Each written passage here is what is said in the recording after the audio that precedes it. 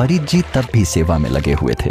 अन्य सेवादार जो फरीद जी के साथ रहते थे उनसे और अधिक ईर्ष्या करने लगे, क्योंकि मुर्शिद जी की मृत्यु के बाद लोग फरीद जी की ईमानदारी और सेवा के प्रति सच्ची नियत देखकर उनकी प्रशंसा करने लगे थे। उन्हें डर था कि कहीं फरीद को गुरुपद न मिल जाए। इसी सोच से वे ईर्ष्या करने लगे। फरीद जी गुरुजी द्वारा बताई गई भक्ति को साथ लेकर उस स्थान को त्याग देते हैं। उन्हें अल्लाह के दर्शन की प्रबल इच्छा होती है।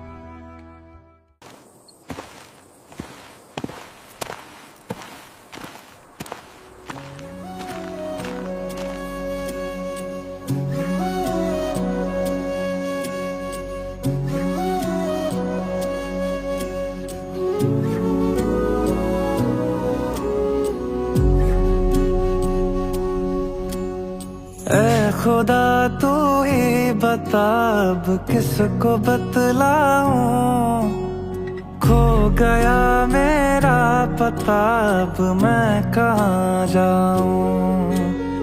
तेरी नगरी तेरी डगरी तेरे ही पैया, जो तू रास्ता ना दिखाए मैं कहाँ जाऊं। घर का दरवाजा बुलाए मुझे सुबह हो शाम, घर की दीवारें पुकारे देखो मेरा नाम। चल मुझे ले चल खुदा अब तू घर को मेरे, तेरी चौखट तेरी छत और तेरी छैया।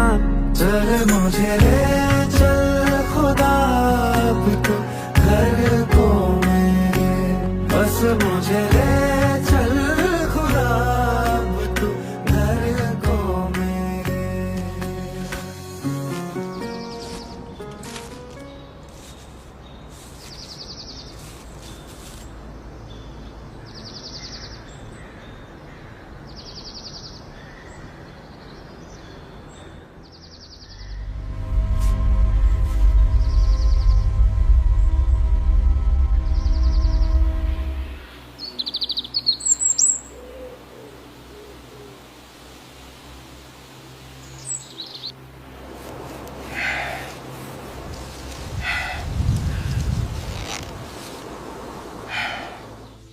कठिन तप करने से अल्लाह मिलेगा। अगर अल्लाह को पाना चाहते हो तो खुद को योग्य बनना होगा।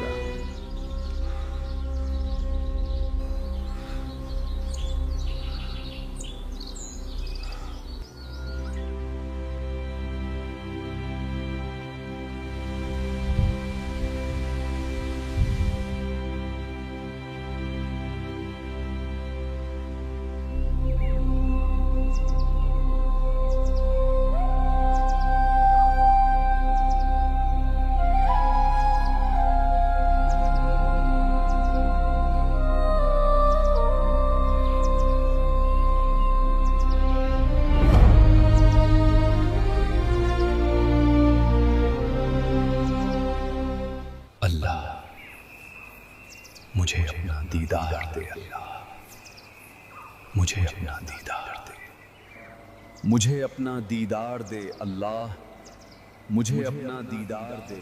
फरीद जी रोज आधे से ज्यादा समय कुएं में रहते थे। मात्र कुछ समय के लिए ही कुएं से बाहर निकलते थे, खाने के लिए और थोड़ा आराम करने के लिए।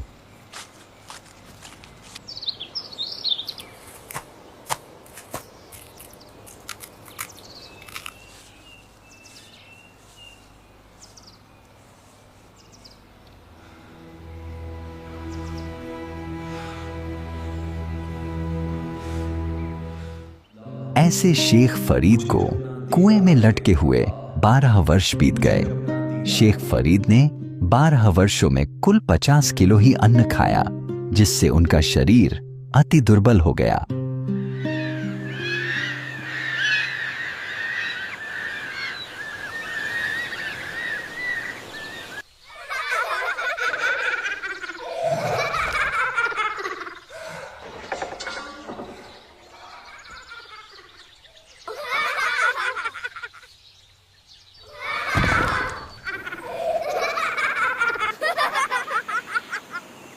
बच्चों, मुझे परेशान मत करो। हट जाओ तुम लोग।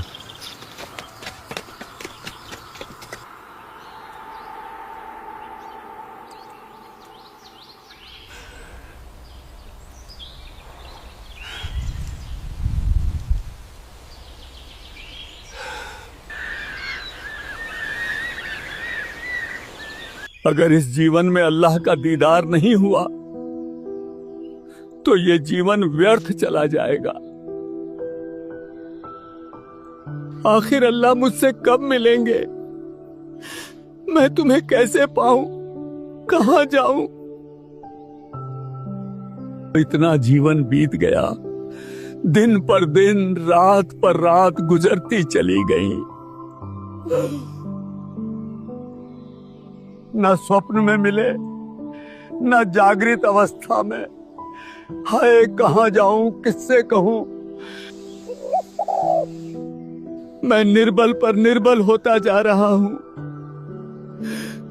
आपको कैसे प्राप्त करूं?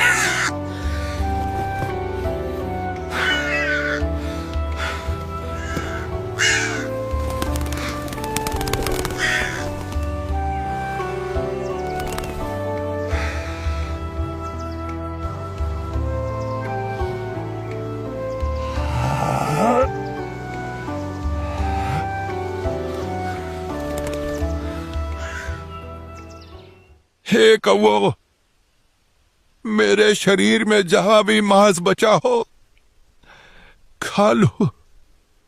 मेरी आंखों को मत खाना, मेरी आंखें छोड़ देना। मुझे अल्लाह का दीदार करना है।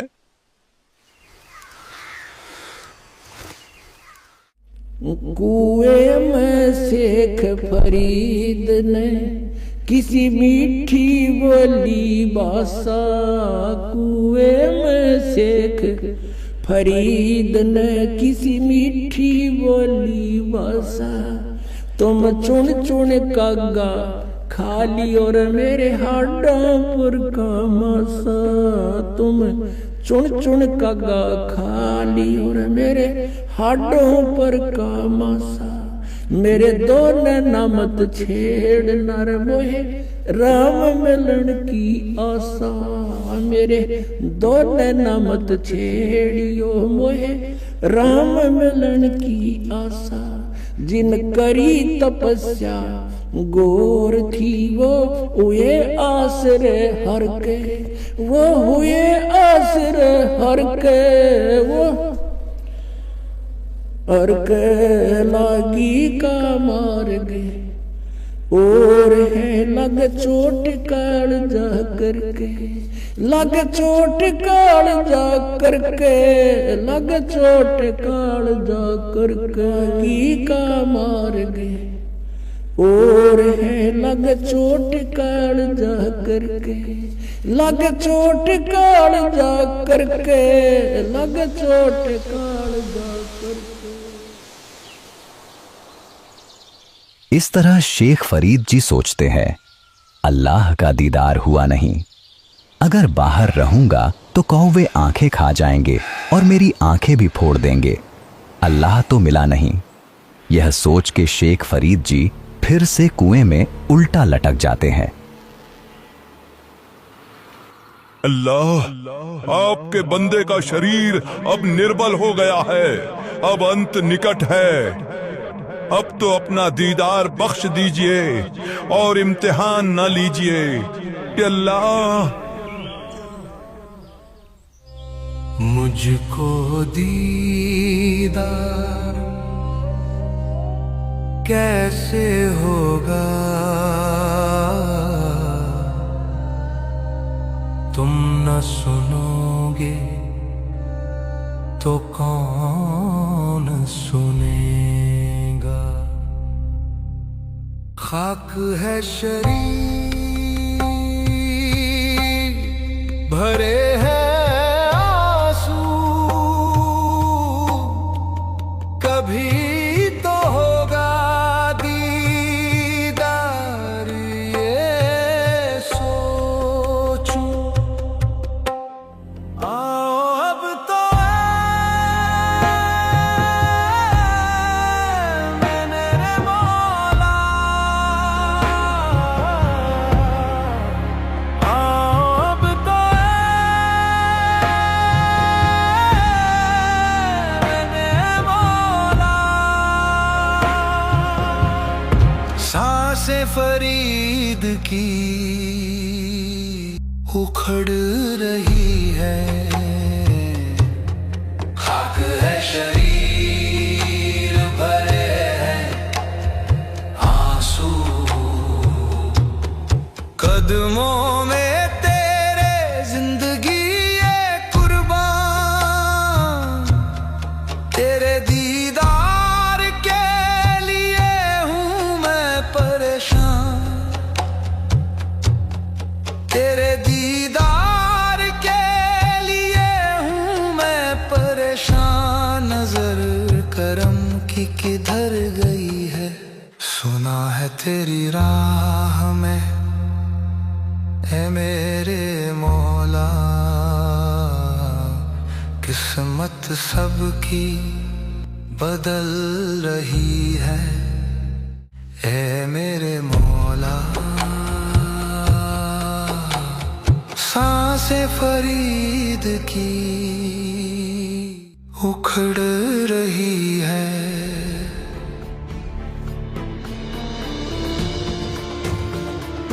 अल्लाह अपने दीदार की रहमत कीजिए। अल्लाह अल्लाह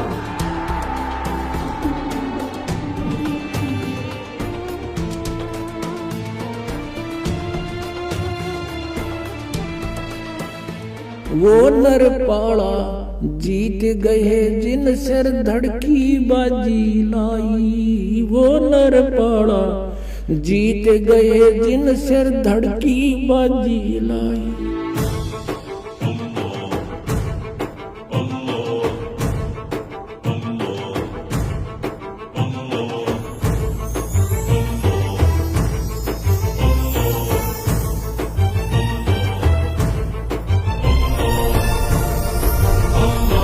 गोता मारूं स्वर्ग में और जा बैठो पाताले, कह कबीर ढूंढता फिरूं अपने हीरे माणिक लाल।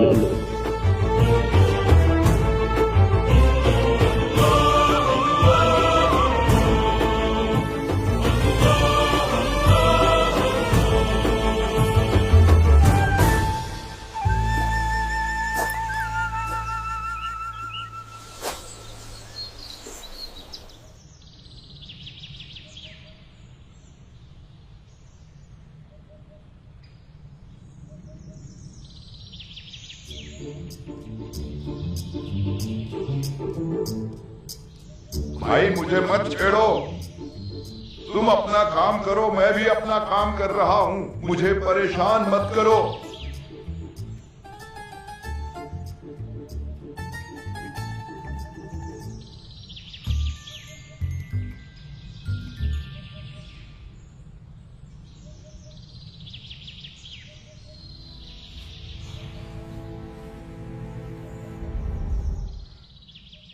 आज ये अच्छा उस्ताद आया, इसने तो मुझे बाहर ही निकाल दिया।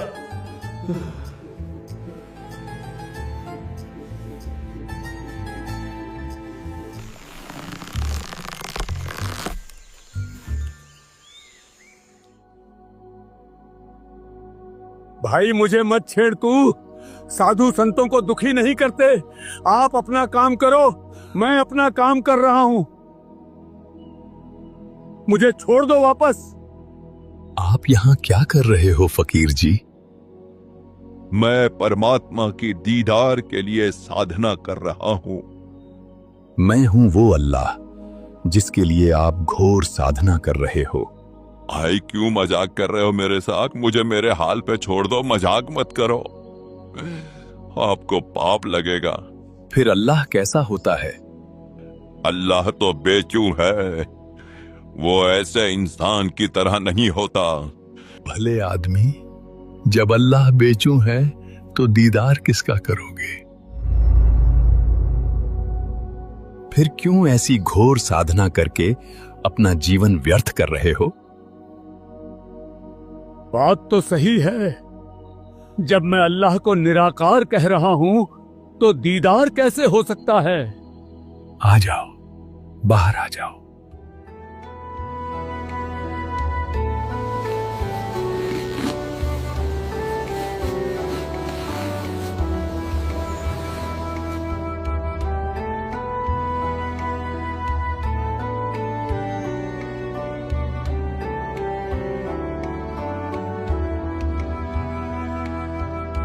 ये अल्लाह तो नहीं हो सकता, लेकिन अल्लाह को जानने वाला बाखबर जरूर है।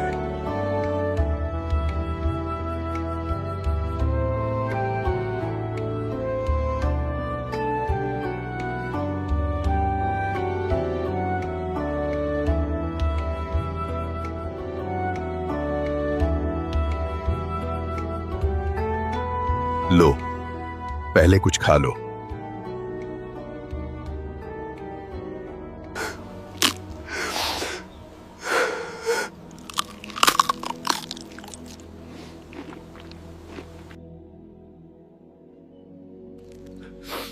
हे बाखबर, मेरे दिमाग में पत्थर पड़े थे, ये कभी मेरे दिमाग में नहीं आया। आप बिल्कुल सही कह रहे थे। जब अल्लाह निराकार है तो दीदार कैसे हो सकता है? फरीद, आप अभी भी नहीं समझे। अल्लाह निराकार बेचू नहीं है, वो साकार है, वो सशरीर है, साथ में आसमान पर रहता है। मैं हूं वो अल्लाह।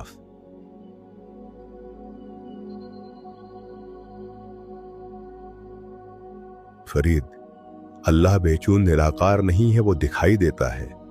उसका इंसानी सूरत जैसा जिस्मानी शरीर है। उसका नाम अल्लाह कबीर है। पाक बाइबल में अल्लाह ताला कह रहा है, हमने सारी कायनात को 6 दिन में बनाया और इंसानों को अपनी शक्ल सूरत में बनाया और फिर 7वें आसमान पर जा बैठा। यानी अल्लाह मनुष्य जैसा दिखाई देने वाला है।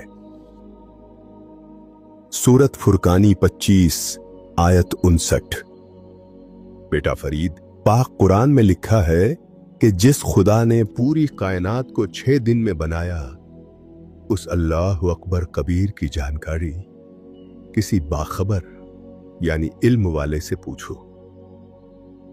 बेटा फरीद, सभी देवताओं व फरिश्तों का एहतराम यानी सम्मान करो, लेकिन इबादत किसी भी फरिश्ते या देवता की नहीं करनी है। केवल उस खुदा की इबादत करनी है जिसने ये सारी कायनात को बनाया, यानी अल्लाह कबीर की। उस अल्लाह ताला कबीर की इबादत का सही इल्म बाखबर ही बताएगा। हमारे मजहब के आलिमों को इल्म ना होने के कारण वे खुदा को बेचून बताते हैं। पाक कुरान मजीद सूरह लुकमान 31 आयत 28 में खुदा को सुनने वाला और देखने वाला बताया है। कुरान मजीद सूरह हज 22 आयत 61 और 62 खुदा को सुनने वाला और देखने वाला बताया है। सूरह मोमिन 40 आयत 12 में खुदा को बड़ी शान वाला, सबसे बड़ा, और उस खुदा का नाम कबीर बताया है। बेटा फरीद, पाक कुरान कह रही है कि अल्लाह साकार यानी जिस्मानी है, उसका नाम कबीर है, और ये वही कबीर अल्लाह है जिसने इस कायनात को बनाया। उसके बारे में सही इल्म बाखबर संत ही बता सकता है। पाक तौरेत अध्याय पैदाइश पेज नंबर 2 में बताया है, अल्लाह ने कहा, आओ अब हम इंसान को अपनी सूरत पर बनाएं। और फिर अल्लाह ने इंसान को अपनी सूरत पर बनाया। और पाक बाइबल में प्रमाण है कि अल्लाह ने अपने हाथों से आदम को बनाया। बेटा फरीद, अल्लाह ताला अपने हाथों से आदम और हब्बा को बनाता है, यानी अल्लाह ताला के हाथ भी हैं। अल्लाह ताला अपने जिस्मानी स्वरूप जैसा मनुष्यों को बनाता है, यानी अल्लाह ताला का रूप भी मनुष्य जैसा ही है। वाटिका में घूमता है, यानी अल्लाह के पैर भी हैं। आदम और हब्बा से बातें भी करता है। अब बताओ कि अल्लाह निराकार यानी बेचून कैसे हुआ? बेटा फरीद, अगर तू क्या किसी भी इंसान ने बाखबर के द्वारा बताई गई अल्लाह ताला की इबादत नहीं की, तो इस जन्म में क्या असंख्यों जन्मों में भी वो अल्लाह ताला को नहीं पा सकता। हे जिंदा, हे बाखबर, अगर आप नहीं आते तो मेरी मृत्यु निश्चित थी, मेरा जीवन बर्बाद हो जाता। आप मुझे पहले क्यों नहीं मिले? इतने दिन मेरा इम्तिहान क्यों लिया? बेटा, तुझे मैंने लोहे जैसा ताप इसलिए दिया जैसे लोहा गर्म कर दिया जाता है। लोहार लोहे का दुश्मन नहीं होता, या सुनार सोने को इसलिए गर्म करता है कि जो चाहूं आभूषण बनाऊं। अगर ये इल्म मैं तुझे पहले देता तो तू मेरी एक भी नहीं सुनता, क्योंकि तुझे तेरे मुर्शिद के ज्ञान का रंग चढ़ा हुआ था। अगर पहले तुझे ये इल्म बताता तो तेरे मन में पहले गुरु का ज्ञान रह जाता कि कठिन तप करने से अल्लाह ताला का दीदार हो जाता है और फिर मेरे से तेरे को कोई लाभ नहीं मिलता। अल्लाह ताला कबीर कहते हैं कि अति आधीन दीन हो प्राणी, ताते कहिए ये अकत कहानी। हे जिंदा, आप सब कुछ जानने वाले हो मेरे मौला। आपका इल्म शक्कर की तरह मीठा लग रहा है। तू चिंता न कर, मैं तेरे साथ रहूंगा। तुझे ऐसा कलमा दूंगा, उस मंत्र का जाप मर्यादा में रहकर करने से थोड़े ही समय में तेरी भक्ति बहुत बढ़ जाएगी।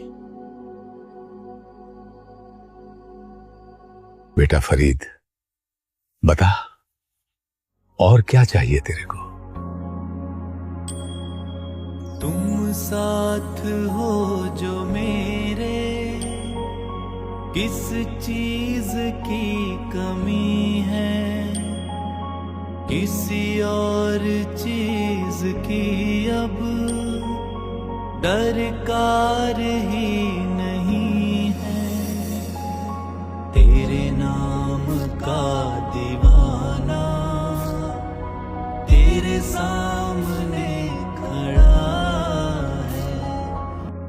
आँखों से बहते आंसू कैसे तुझे रिझाऊं, कैसे निहारूं तुझको, कैसे व्यथा सुनाऊं। कुछ पल ही देखने से आराम हो रहा है। इस तरह अल्लाहू अकबर कबीर परमात्मा जी ने शेख फरीद जी को सत्संग सुनाया और गूढ़ आध्यात्मिक ज्ञान समझाया, सतलोक की पूरी जानकारी दी और सच्ची भक्ति के बारे में गहराई से बताया। फिर परमात्मा कबीर साहिब जी ने बाबा शेख फरीद जी को मंत्र उपदेश दिया। जिंदा रूप में आए हुए कबीर खुदा शेख फरीद जी को सारा इल्म समझाने के बाद वहां से विदा लेते हैं।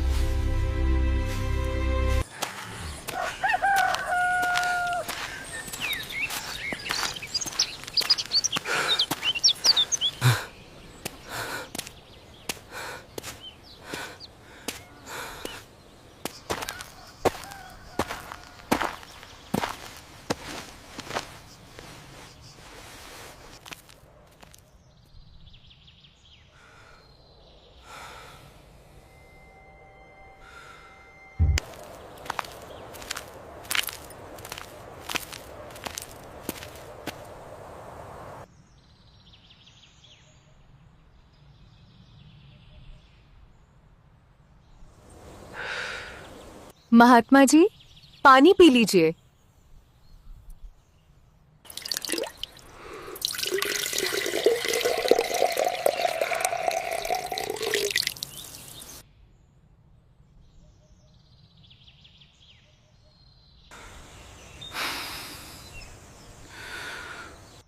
बाबा खाना खाएंगे?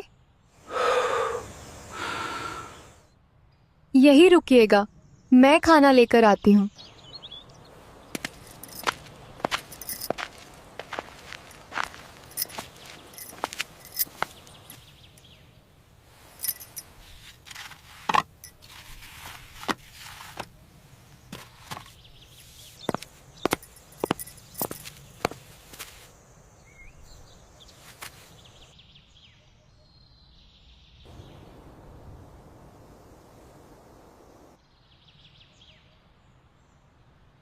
लाइए महात्मा जी, थाली में पकड़ लेती हूँ।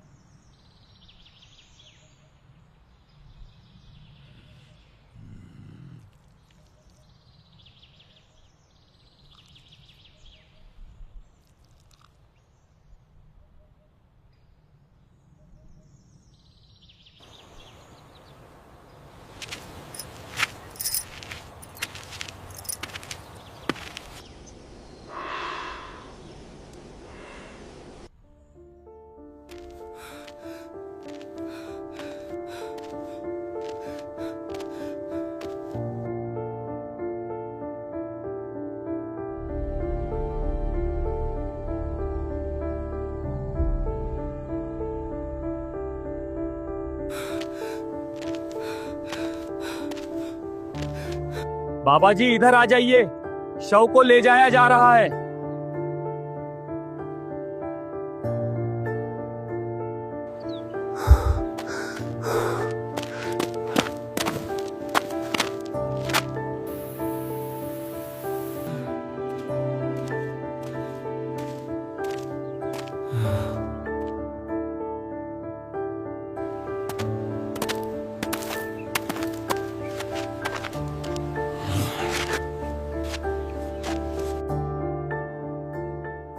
बदन मेरी मिट्टी का, सांसें मेरी उधार हैं। घमंड करूं तो किस बात का, यहां तो सब किराएदार हैं। जब आदमी मर जाता है तो उसका बिस्तर, कपड़े सब शमशान में फेंक आते, पर उसका कमाया धन नहीं फेंकते, क्योंकि संसार माया का है, आपका नहीं। बिल्कुल सच बात है बाबा जी। चल चल गईयां पंखियां, जिन्हीं वसाए तल। फरीदा सरुर भरिया, भी चलसी थके कवल इकल। ये संसार एक तालाब की तरह है और हम सब मुसाफिर पंछी। आज जो साथ हैं, कल अपनी बारी पर उड़ जाएंगे। कोई पहले छोड़ के चला जाएगा, कोई बाद में।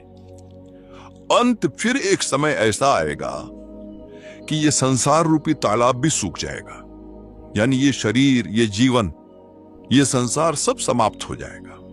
फरीदा किथे तेड़े मापिया,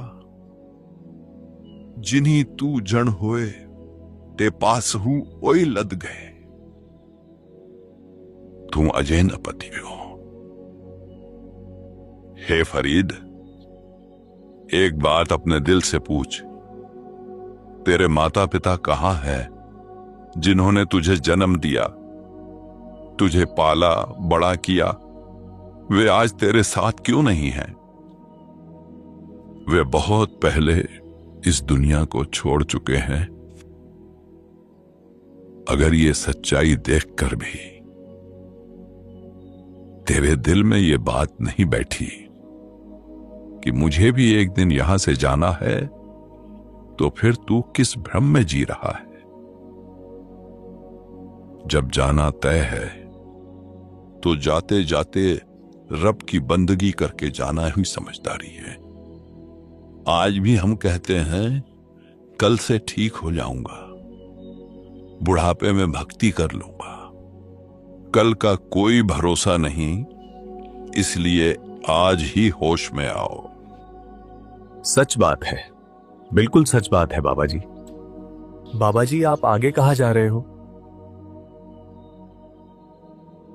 भाई मेरा यार, मेरा रब, जहां मुझे ले जा रहा है वहां जा रहा हूं। मुझे भी नहीं पता मैं कहां जा रहा हूं। वो जिंदा मेरा है और मैं उसका। मैं बस उसकी रजा में राजी हूं। बाबा जी, आप कुछ दिन यहीं रह लो। आपके वचन सुनने में बहुत सुकून मिल रहा है। फरीद जी लोगों की प्रार्थना करने से आग्रह करने पर वहां रुकते हैं। जितने दिन वो वहां रहे, लोग सत्संग सुनते और सेवा भाव से फरीद जी के कमजोर शरीर को देखते हुए उन्हें नहलाते, साफ सुथरे कपड़े पहनाते और भोजन बनाते खिलाते। फिर सभी एक जगह इकट्ठा बैठकर सत्संग सुनते। उनके द्वारा बताया ज्ञान, जो ज्ञान उन्हें जिंदा रूप में आए अल्लाह कबीर जी से मिला था, वही ज्ञान फरीद जी लोगों तक पहुंचाते थे और इस ज्ञान को सुनकर धीरे धीरे उनकी संगत बढ़ने लगी। हमने जिंदा को तो नहीं देखा, पर बाबा फरीद की बातों में भी जैसे वो जिंदा के बारे में बताते हैं, वैसे ही मिठास है इनकी।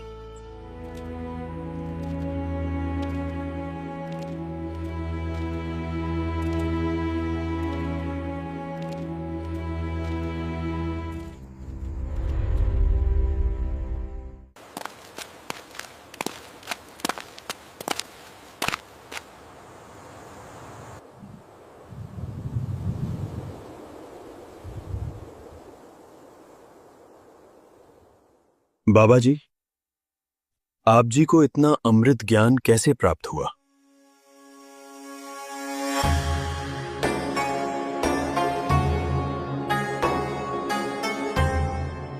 मुझे ये इल्म मेरे बाखबर जिंदा ने दिया है, जिसका ज्ञान शक्कर जैसी मीठी खान है। मैं कुर्बान हूं उनकी मीठी आवाज से, और उनका इल्म जैसे गंज यानी खान हो। मेरा जिंदा गंज शक्कर है, मैं तो कुछ नहीं हूं। मैं बस उसकी बोली हुई बातों को बता रहा हूं। फरीदा सकरखंड निवात, गुड़ माखियों मांझा दूध, सभे वस्तु मिठियां, रब न पुजन तुद। हे फरीद, शक्कर खंड मिश्री, गुड़ शहद और माझा दूध, ये सारी चीजें मीठी हैं, पर हे रब, तेरे नाम के आगे ये सब चीजें फीकी हैं।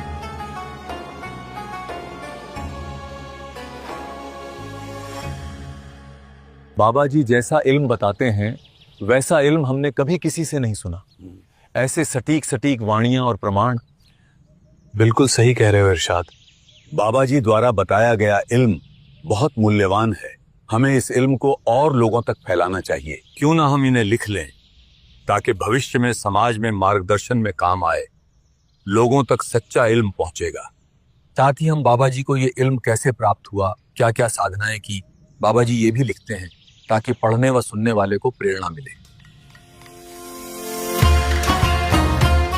गंजे शकर मेरा जिंदा गंजे शकर है।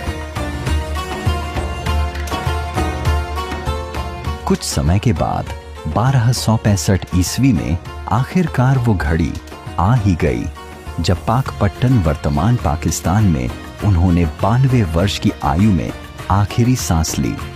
उनका जिस्मानी सफर वहीं थम गया, पर खुदा की सच्ची इबादत करने वालों के लिए आने वाले समय के लिए खुदा पर अटूट विश्वास, कुर्बानी व सच्चे खुदा की सच्ची इबादत की एक प्रेरणादायक कहानी छोड़ जाते हैं। आज भी पाकपट्टन पाकिस्तान में उनकी आलीशान दरगाह और वहां मौजूद बहिश्ती दरवाजा उनकी दास्तान की गवाही देते हैं।